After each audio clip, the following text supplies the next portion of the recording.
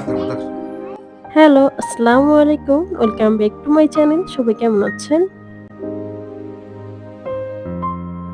নতুন একটি ভিডিও নিয়ে হাজির হয়ে গেলাম। আশা করছি ভালো লাগবে। অবশ্যই ভিডিওটা শেষ পর্যন্ত দেখবেন। আমাদের এদিকে গোপালগঞ্জ কোটালীপাড়ার দিকে কিন্তু হালকা পাতলা একটু ঠান্ডা পড়ে গিয়েছে। সকাল টাইমে কিন্তু বেশ ঠান্ডাই লাগে। আজই হচ্ছে ফার্স্ট আমি সোয়েটার বের করে নিয়েছি। সেটা গত বছরের। এই বছর এখনো কিন্তু আমি কোটালীপাড়া ঘাগর বাজার কিন্তু ভালো উইন্টার কালেকশন কিন্তু এখনো দেখিনি। তো যাই হোক এখন হচ্ছে সকালে নাস্তা রেডি করে নিব। ছেলেকে নিয়ে স্কুলে যাওয়ার পরে সকাল টাইমে আমি হচ্ছে মেয়েকে নিয়ে বাসায় একাই হচ্ছে সময় কাটানো হয়।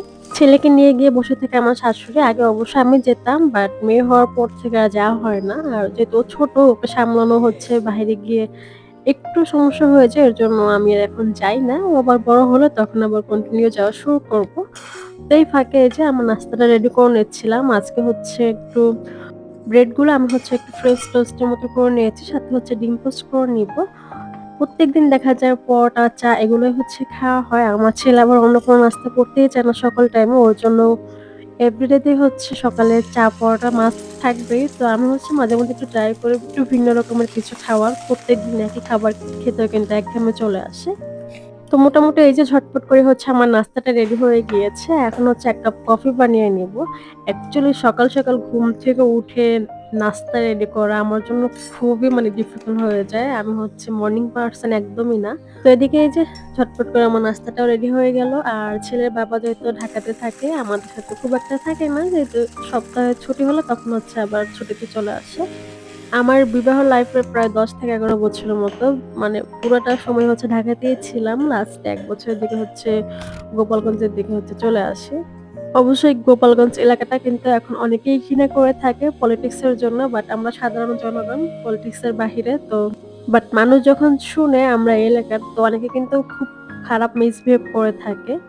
বিশেষ করে আমার একটা বিজনেস পেজ আছে। ছোটখাটো আমার একটা হিজাবের পেজ আছে। ওই পেজে যদি কেউ শুনে যে আমি গোপালগঞ্জের, অনেকে কিন্তু অর্ডার করতে চায় না। প্লাস হচ্ছে অনেকে খুব খারাপ মিসবিহেভ করে থাকে। আমি এটা ফেস করেছি।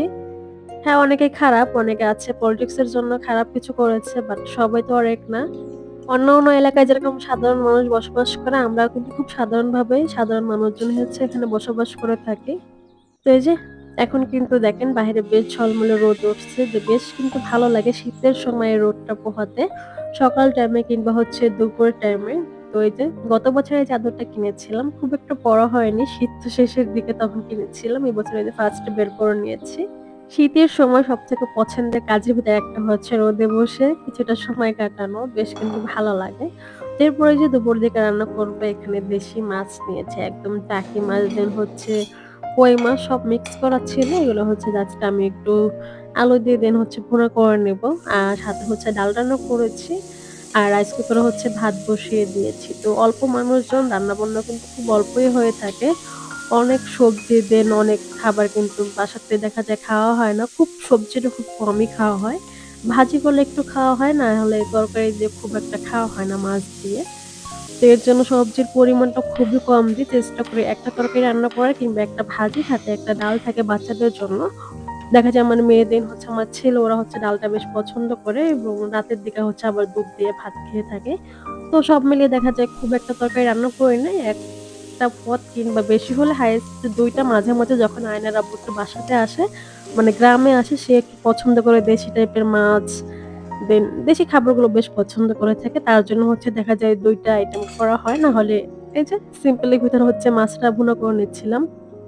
তো দুপুর খাওয়া-দাওয়া শেষ করে এখন যাচ্ছি একটু ঘাগর বাজারের দিকে। টুকিটাকি একটু বাজার করবো। ছেলের বাপ এসেছে, সে একটু বাজার-টাট করে দিয়ে যাবে। আর মেয়ে তো দেখেন খুবই খুশি তার পাপাকে পেয়ে, সাথে হচ্ছে চলে আসছে ওভাবে ছুটে। তো এখানে হচ্ছে ঘাগর বাজার পৌর মার্কেটে এসেছিলাম। সাথে একটু মাছ মাংসের বাজার করলাম। এখন হচ্ছে যে বাসায় চলে যাবো। আর বিকেলের দিকে হচ্ছে সন্ধ্যার পরে এখানে হচ্ছে নারকেল ছিল। নারকেল দিয়ে একটু চিনি আসিয়ে নিলাম। পুলি পিঠা খেতে ইচ্ছে করছিল। শীতের সময় পিঠা, চিতই পিঠা ভিজানো, দেন হচ্ছে পুলি পিঠা, বিভিন্ন রকমের পিঠা খেতে, পাটিসাপটা পিঠা, শীতের সময় সবথেকে মজার বিষয় হচ্ছে যে পিঠা খাবো বিভিন্ন রকমের। তো বেশ কিন্তু ভালোই লাগে। তা আমি খুব ভালো করে বানাতে পারি না অবশ্য। তো এখানে জাস্ট আমি সিম্পল করে হচ্ছে একটু ময়দা দিয়ে, চালের গুঁড়াটা ছিল না, এর জন্য আমি হচ্ছে ময়দা দিয়ে বানিয়ে নিয়েছি। এখন ওই যে রাইস কুকারের হাঁড়িটা দিয়ে দেন আমি চুলাতে বসিয়ে দিয়েছি স্টিম করার জন্য।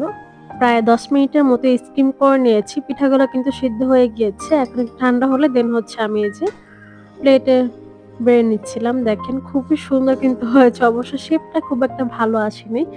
এবং আমার হাসব্যান্ড হচ্ছে পিঠা, মিষ্টি জাতীয় খাবার খুব একটা পছন্দ করে না।